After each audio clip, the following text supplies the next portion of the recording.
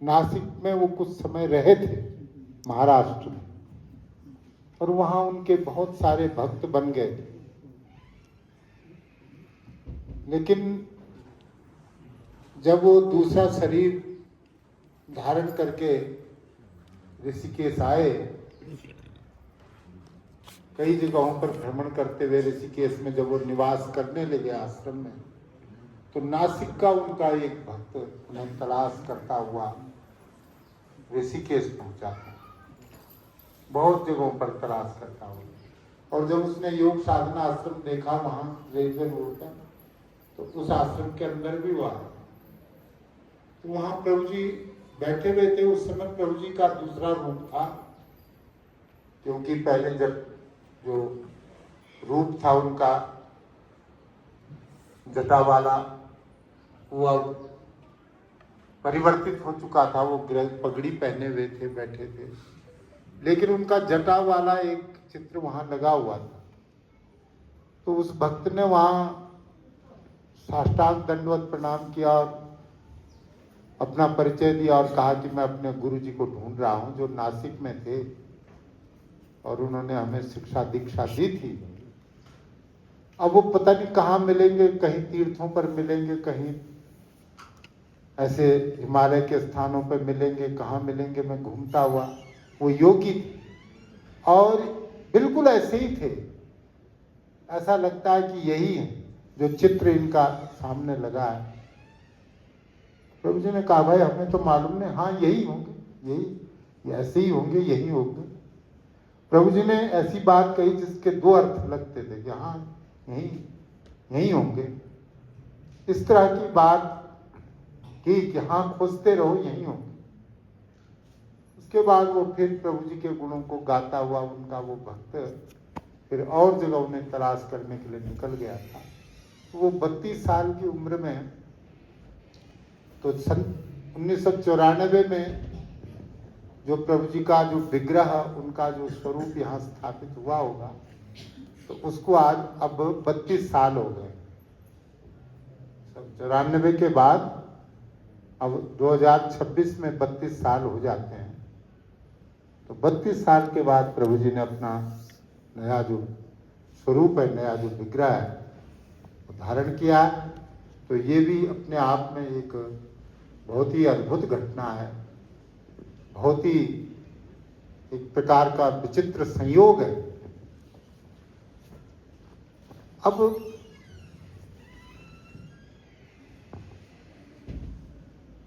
गुरु के गुणों की बात ठाकुर साहब ने कही। शिष्य का ये धर्म होता है कि वो अपने गुरु के मिशन का विस्तार करे, अपने गुरु की महिमा का विस्तार करे, अपने गुरु के ज्ञान का विस्तार करे और उसको संसार में लोक हित के लिए सर्वत्र प्रसारित करे। यही सब सद्गुरुओं की इच्छा होती है और यही सब सद्गुरुओं के शरणागत शिष्यों का प्रमुख धर्म होता है। अब बात यह है कि एक छोटी सी घटना, एक छोटा सा दृष्टांत हम इस बात को समझेंगे कि गुरु की बात को सूक्ष्मता से समझना होता है। सूक्ष्म बुद्धि चाहिए गुरु की बात को और गुरु के संकेत को समझने के लिए। योग विद्या है ही स्थूल से सूक्ष्म में प्रवेश करने की विद्या है। कहते हैं ना जी, वो उसकी मोटी अकल है। मोटी अकल इसलिए होती है कि वो योग नहीं जानता, योग नहीं करता। योग करेगा तो वो सूक्ष्म जगत से उसका संपर्क बन जाएगा, उसकी बुद्धि सूक्ष्म विषयों को ग्रहण करने लायक हो जाएगी।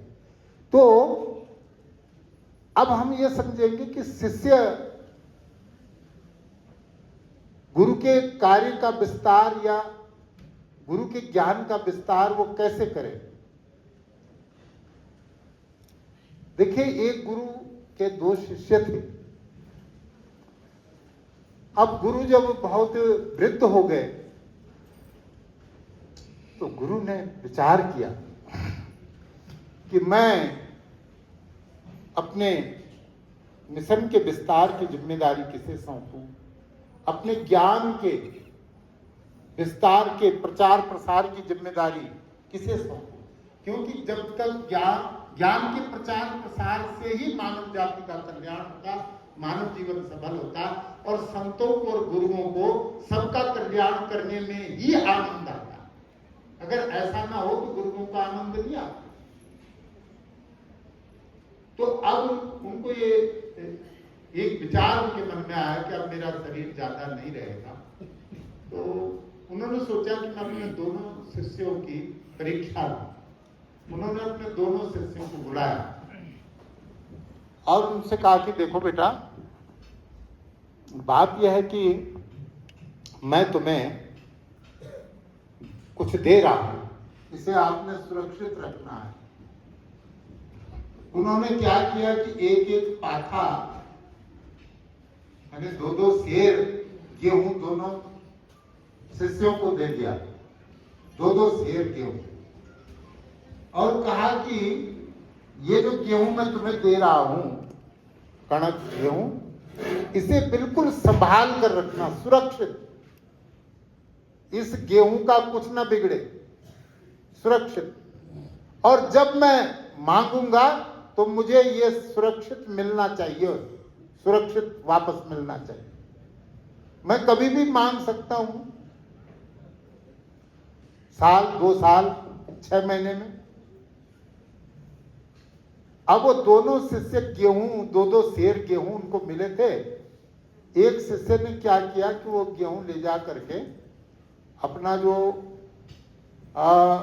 स्पेशल रूम होता है, एकदम सिक्योर रूम जो होता है, सुरक्षित कमरा, उस कमरे में ले जा करके एक लोहे का बक्सा था, उस लोहे के बक्से में एक छोटे से एक और मजबूत बक्सा लाया, उसमें वो गेहूं भरा और उस छोटे बक्से को फिर लोहे के बड़े बक्से में रख दिया और ताला लगा दिया कि गुरु ने ये सुरक्षित रखने के लिए कहा है तो मैं इसको सुरक्षित रखूंगा। अब दूसरा जो शिष्य था, दूसरे शिष्य ने वो गेहूं खेतों में हल चला करके खेतों में बो दिया, खेतों में। अब 2 साल के बाद गुरु ने कहा कि भाई, दोनों शिष्यों को बुलाया कि मैंने 2 साल पहले तुम्हें कुछ सामान दिया था सुरक्षित रखने को। बोले हाँ जी, आपने गेहूं दिया था। बोले लाओ, उस गेहूं को वापस लाओ। तो अब जिसने वो कमरे के अंदर एक छोटे बक्से में भर करके और फिर उस छोटे बक्से को लोहे के बड़े बक्से में ताला लगा के रखा था, उसने लोहे का बक्सा खोला, ताले की चाबी खोली, फिर छोटे बक्से को खोला, ताले की चाबी खोली, लेकिन वो घुन लग करके वो मिट्टी हो गया था। वो सारा गेहूं मिट्टी बन गया, गेहूं नहीं, वहां मिट्टी पड़ी थी। अब वो आकर के मुंह लटका करके गुरु के पास आ गया। गुरु ने कहा भाई कहाँ है गेहूं? बोले गुरु जी वो रखा था बहुत संभाल कर, जैसा आपने कहा था, वो लेकिन वो घुन लग गया, वो दीमक और वो मिट्टी बन गया। दूसरा शिष्य अभी तक आया नहीं था, उसको बुलवाया, कहाँ गया? फिर वो आ गया। दूसरा शिष्य आया, गुरु ने कहा गेहूं कहाँ है? बोले गुरु जी बाहर सड़क में सब गेट पे 10 ट्रक खड़े हैं। अरे बोले 10 ट्रक? मैं तो 2 सेर दिया था। बोले वही 2 सेर अब 10 ट्रक हो गया है। वो मैंने खेतों में बो दिया था, 6 महीने में एक फसल हुई, फिर दोबारा वो मैंने 25 खेतों में बो दिया, फिर 50 खेतों में। अब वो 10 ट्रकों में आपका जो माल है वो 2 सेर अब 10 ट्रकों में है खड़ा। तो ये गुरु का जो ज्ञान होता है, उसका जो उसकी जो रक्षा करना है, उसकी रक्षा का मतलब है कि उसे अधिकाधिक उसका विस्तार किया जाए, प्रसार किया जाए, प्रचार किया जाए। आप गुरु के ज्ञान पर पाबंदी लगाएंगे तो गुरु का ज्ञान खत्म हो जाएगा। उसको फैलने के लिए स्थान चाहिए, जगह चाहिए। और तो ये जो सूक्ष्म, जो गुरु के सूक्ष्म संकेतों, गुरु की सूक्ष्म इच्छाओं को समझने के लिए योग की गहरी साधना की जाती है। और वो साधना कैसे है? देखिए, गीता के 11वें अध्याय में भगवान श्री कृष्ण अर्जुन से कहते हैं, अर्जुन ने कहा कि मैं आपके असली रूप को देखना चाहता हूं, मैं आपके स्वरूप को देखना चाहता हूं। तो भगवान ने कहा गीता के 11वें अध्याय में, न तु माम शक्य से द्रष्टुम अनेनैव स्वचक्षुषा दिव्यम ददामि ते चक्षु पश्य में योगमैश्वरम। हे अर्जुन, तू मुझे अपनी इन चमड़े की आंखों से नहीं देख सकता, मैं तुझे दिव्य चक्षु देता हूं जिनसे तू मुझे देख सकेगा, मेरे योग ऐश्वर्य को देख सकेगा। तो अब भगवान कहते हैं कि तू मुझे अपने इन चमड़े की आंखों से नहीं देख सकता। तो प्रश्न ये उठता है कि अर्जुन अभी जिसको देख रहा है वो कौन है और किसको देख रहा है? अभी अर्जुन किसको देख रहा है? कृष्ण कहते हैं कि ये गीता के 11वें अध्याय के 5वें 6ठे श्लोक का 5वां 6ठा श्लोक है ये, कि ये अर्जुन तू मुझे अपनी इन चमड़े की आंखों से नहीं देख सकता, इसलिए मैं तुझे दिव्य चक्षु देता हूं जिससे तू मुझे देख पाएगा। तो अर्जुन अभी किसको देख रहा है? मतलब कि उसके पास वो अंतर्दृष्टि नहीं है। जो अंतर्दृष्टि गुरु के ज्ञान से प्राप्त होती है, योग की साधना से प्राप्त होती है, वो अंतर्दृष्टि, वो योग साधना से प्राप्त होती है। और देखिए, केवल शरीर को तोड़ना मरोड़ना ये अपने आप में पूरा योग नहीं है। बात यह है कि केवल शरीर की करामात अपने आप में पूर्ण योग नहीं है। फिर तो जिम्नास्टक जो है, जिम्नास्ट जो होते हैं वो सबसे बड़े योगी बन जाएंगे। और प्राणायाम की जो क्षमता है वो तो मछुआरे में योग करने वालों से भी ज्यादा होती है। वो ज्यादा देर तक पानी के अंदर सांस रोक लेता है। तो इसका मतलब यह नहीं कि मछुआरा जो है वो योगी हो गया।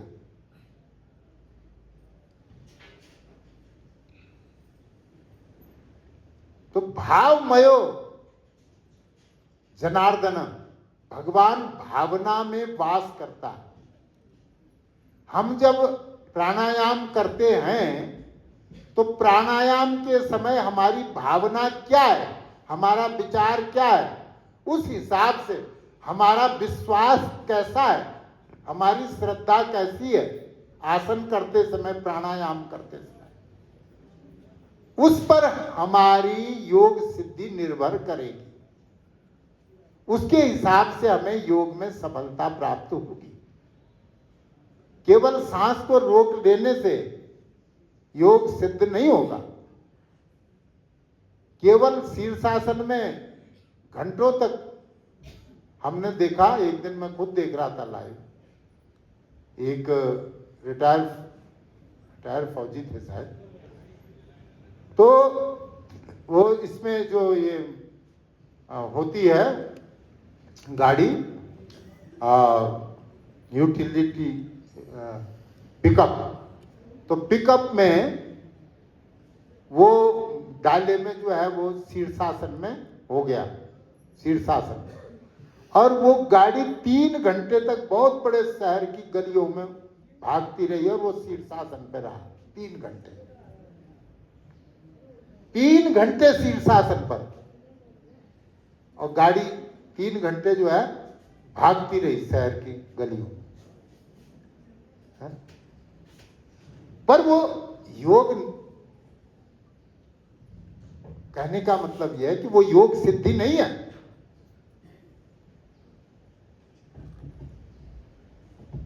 लेकिन स्वामी कृपात्री जी महाराज इस 20वीं शताब्दी के बहुत ही चर्चित सन्यासी हुए हैं और उन्होंने राजनीतिक पार्टी भी बनाई थी, राम राज्य परिषद, जो उन्होंने नेहरू सरकार के उसमें प्रतिपक्ष में चुनाव में भी खड़ी की थी वो पार्टी। तो वो स्वयं कभी चुनाव नहीं लड़े और ना, लेकिन उनको अनेक सिद्धियां थी। वो ध्यान जप पर ज्यादा जोर देते थे, सुमिरन पर, लेकिन कभी कभी वो शीर्षासन में 3 घंटे शीर्षासन में पूरी दुर्गा सप्तशती का पाठ, जिसमें 700 श्लोक हैं, दुर्गा माता के 700 श्लोकों का पाठ और रुद्री भगवान शिव का पाठ शीर्षासन में 3 घंटे। वो कहते थे कि मैं कुतूहलवश कभी कभी ऐसे ऐसे काम कर लेता हूं कि जब मेरी मस्ती मुझे आती है तो मैं शीर्षासन 3 घंटे शीर्षासन और उसमें फिर भगवान का पाठ कर। कईयों को मैंने देखा वो कई तरह के आसनों में, कई तरह के आसनों और मुद्राओं के द्वारा हवन करते हैं, कई प्रकार के आसन करते हुए हवन सामग्री डालते हैं। लेकिन योग जब हम श्रद्धा और, क्योंकि श्रद्धा और विश्वास, श्रद्धावान लभते ज्ञान, जितनी तीव्र श्रद्धा होगी उतनी जल्दी सफलता मिलेगी किसी भी प्रकार की साधना में। यह श्रद्धा पर निर्भर करता है, केवल फॉर्मेलिटी में योग नहीं होता। अब आजकल हमें तो बहुत जल्दी ड्यूटी पर जाना पड़ता है और बहुत देर में छुट्टी होती है, इसलिए हमारे आसन तो हो नहीं पाते। हाँ, यही है कि सुबह की जो क्रियाएं हैं, जल की क्रियाएं, नीति बमन आदि क्रियाएं और अपना सुबह आरती पूजा जो वही हो पाता है। लेकिन अभी मैं घर गया था तो बड़ा मैंने उस समय का लाभ उठाया। दिन में बाहर तो आग चलती रहे, आजकल आग के झोंके चलते हैं, दिन में बाहर तो जा नहीं सकते, पर घर में जितने दिन मैं रहा तो योग का अभ्यास करने का मौका मिला और उससे बड़ा आनंद आया। क्योंकि हम एक फॉर्मेलिटी के लिए वैसे ही कि एक बगार डालने के लिए कि हाँ ये है तो इसको ऐसे कर लेते हैं, बस एक मशीन की तरह, तो वो उसमें फिर आनंद नहीं होता। क्योंकि योग एक ऐसी विद्या है जिसके अंदर सुख के सारे रहस्य छिपे पड़े। तो अभी ठाकुर साहब कह रहे थे कि भाई गुरु के वचनों पर जरा भी संदेह करना बहुत ही घातक होता है। गीता में अभी महर्षि वेदव्यास ने जो गीता में लिखा, बलवान इंद्रिय ग्राम विद्वान समकर्षति, जो इंद्रियां हैं वो इतनी बलवान होती हैं कि वो विद्वानों को भी डिगा सकती हैं, विद्वानों को भी भटका सकती हैं इंद्रियां। तो उन महर्षि वेदव्यास के जो शिष्य थे जैमिनी ऋषि ने कहा कि गुरुजी ये बात आपकी सही नहीं है, गलत है ये बात। जो ज्ञानी है, विद्वान है, उसको भला इंद्रियां कैसे झुका सकती हैं, कैसे भटका सकती हैं? कहते मैं इस बात को नहीं मानता आपकी कि विद्वान को भी इंद्रियां भटका देंगी, ऐसा नहीं हो सकता। तो महर्षि वेदव्यास ने कहा कि भाई देखो, गुरु की बात पर तुम शंका मत करो, क्योंकि संशयात्मा विनश्यति, गुरु की बात पर शंका करने वाले का नाश होता है। मैंने जो लिखा है वो विचार ठीक लिखा, अनुभव के द्वारा लिखा कि इंद्रियां इतनी बलवान होती हैं कि वो विद्वान से विद्वान को भी गिरा सकती हैं, भ्रष्ट कर सकती हैं। जैमिनी ने कहा मैं ये बात नहीं मानता गुरु। बोले ठीक है, समय तुम्हें बता देगा और समय तुम्हें सिखाएगा कि मैंने सही लिखा है कि गलत लिखा है। अब एक दिन क्या हुआ, अब गुरुजी तो चले गए, वो महर्षि वेदव्यास तो अपना बद्रीनाथ की तरफ चले गए, उधर ही वो तप करते थे। एक दिन महर्षि जैमिनी अपने आश्रम पर बैठे हुए थे, शाम का समय था, तो अपने आसन के, अपनी झोपड़ी के बाहर आसन पर एक बैठे हुए थे। धीमे धीमे तेज हवाएं चलने लगी, बादल घिर आए और हवाएं तेज चलने लगी और रिमझिम रिमझिम रिमझिम बहुत तेजी से बारिश तेज होने लगी। उसी समय उन्होंने देखा कि एक युवती जो है भीगी हुई और भागती हुई आ रही है।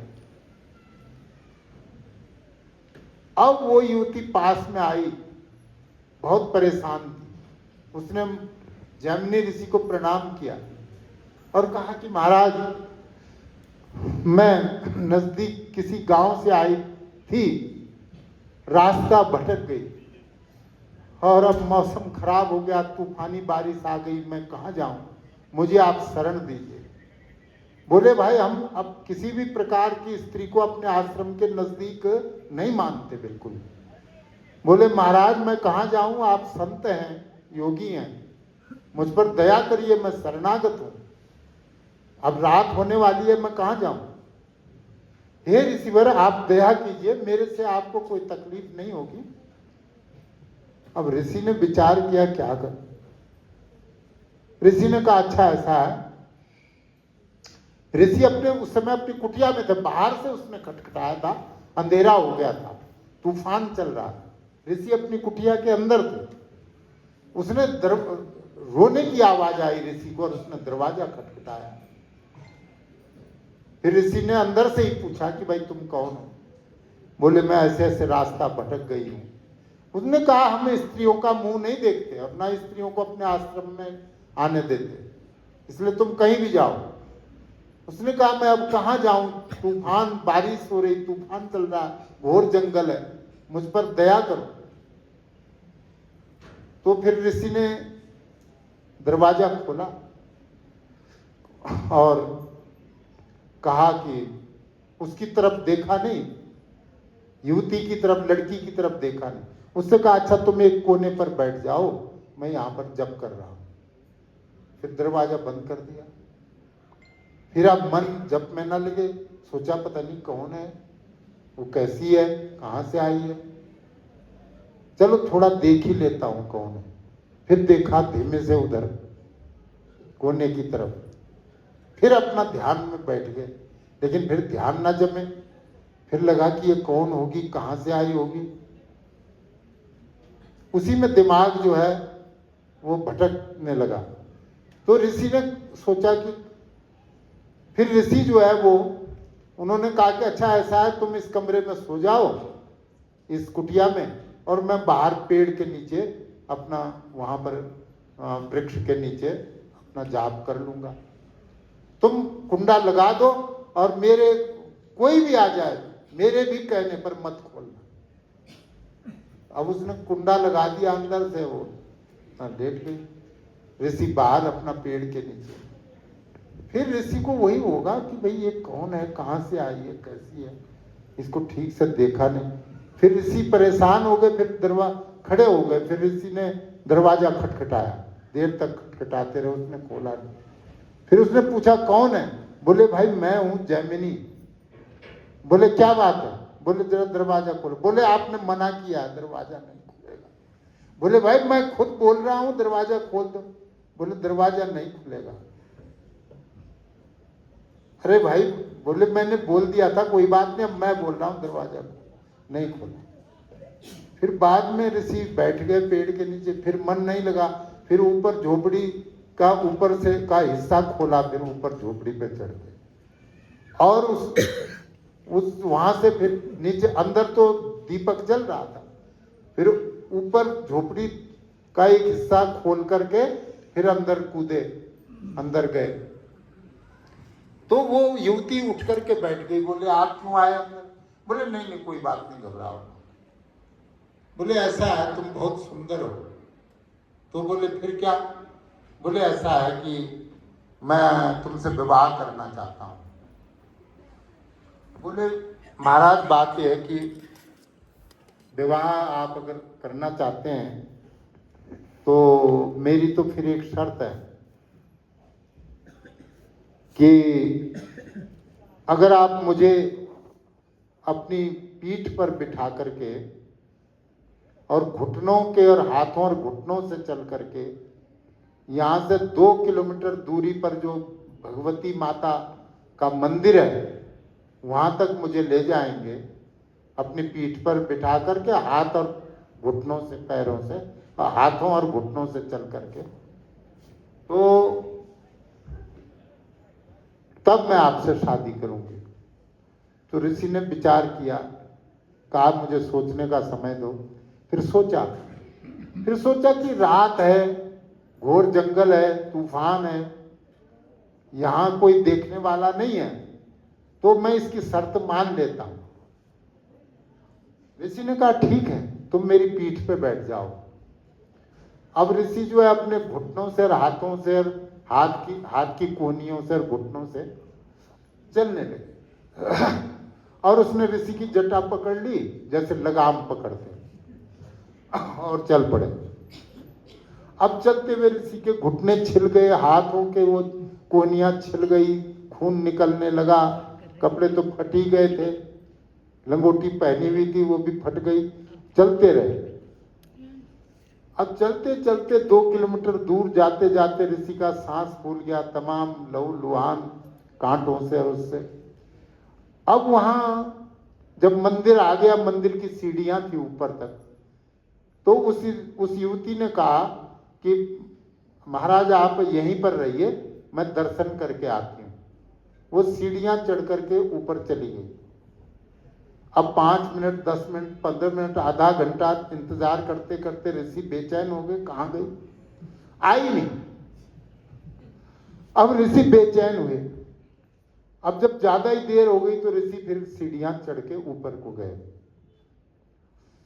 और जब ऊपर गए तो मंदिर में महर्षि वेदव्यास विराजमान थे। बोले बच्चों अभी रात नहीं खुली है, कैसे आना हुआ? और कहते सारा खून खराबा तुम्हारे हाथ पर, क्या हुआ? अब जो चेला, जो शिष्य, वो बिल्कुल आवाज ही ना निकले, सिर झुक गया। बोले कुछ तो बोलो, जवाब दो, कैसे आना हुआ? बस वो पैरों में गिर के रोने लगे। माँ गुरुजी आपने जो लिखा है गीता में वो बिल्कुल ठीक लिखा है। मैं मूर्ख अज्ञानी आपकी बात को समझ नहीं पाया और मैंने आपसे बहसबाजी की।